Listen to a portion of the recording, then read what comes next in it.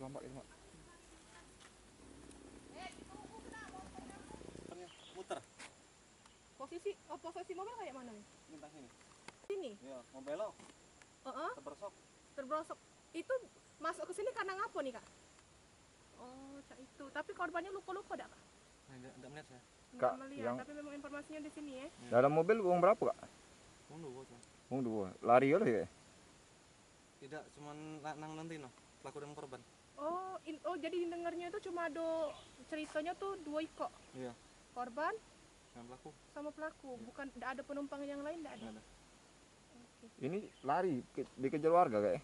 Tidak dari Telang Kemang kan nggak ada ngebut dari Telang Kemang, ada warga nelpon ke sini.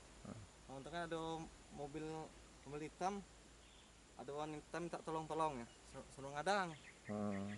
Rupanya satu kami ngadang sudah masuk ke sini. Jadi ramai semalam warga yang ngejar. Penuh. Berarti emang ada yang budak kecil itu dalam itu kayak.